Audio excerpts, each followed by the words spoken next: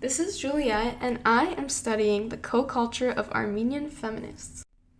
I want to share this quote from Maya Angelou. She says that each time a woman stands up for herself, without knowing it possibly, without claiming it, she stands up for all women.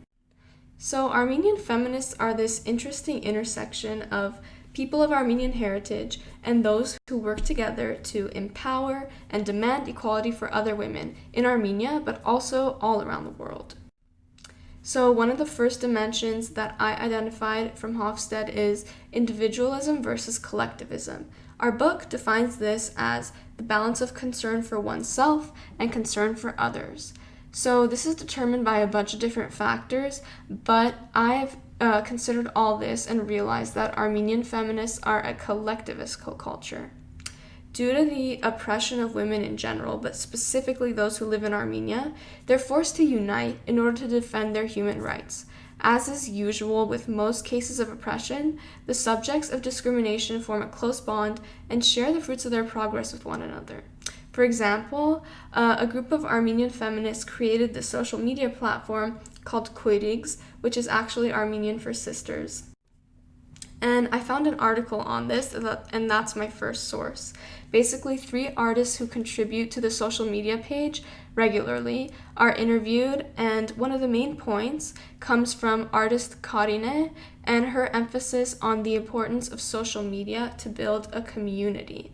She explains how girls from all around the world have been commenting on and encouraging the feminists in Armenia from posts on the Instagram page.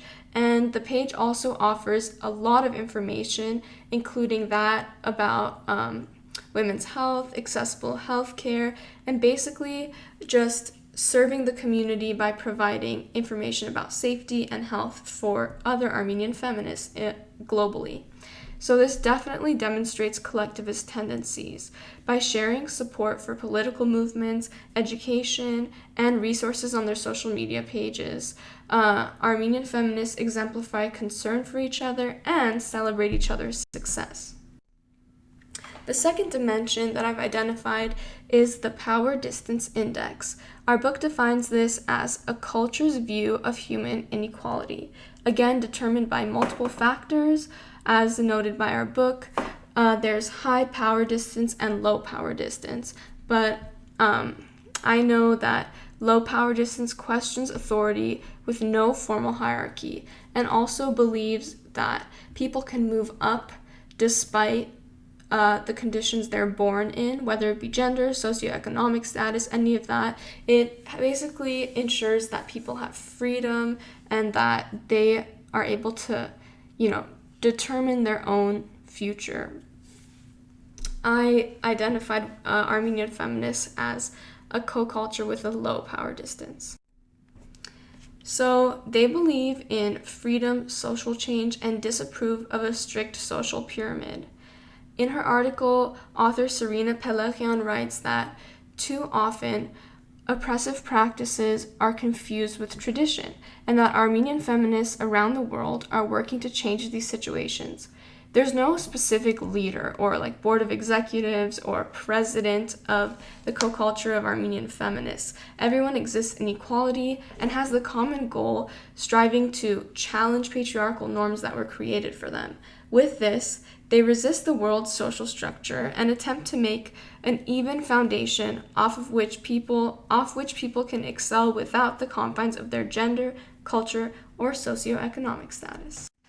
And the third dimension is masculinity versus femininity, which is interesting considering we're studying Armenian feminism.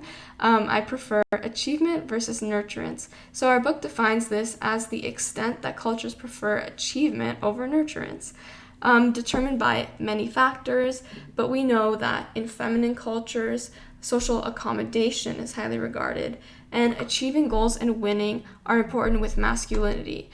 Cooperation and nurturing are definitely important parts of femininity. I was debating this one for a while, but I think that Armenian feminists are actually both. Again, ironic. So I found a source from UC Berkeley's newspaper called The Daily Cal, and the author is Liliana Avedian. She highlights the accomplishments of Armenian feminists in her article. Basically, she analyzes their work on social media. She mentions that their purpose is to serve the community and uplift women who are marginalized due to gender constraints. So the achievements of these women are celebrated by Armenian feminists worldwide through social media. They're also recognized by their universities. So these girls have gained millions of followers.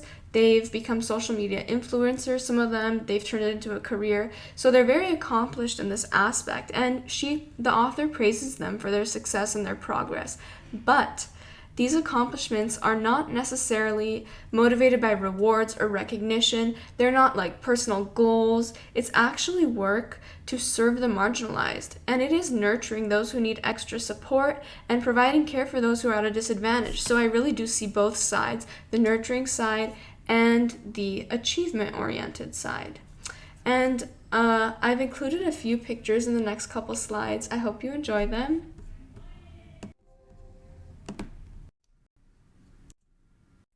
Thank you.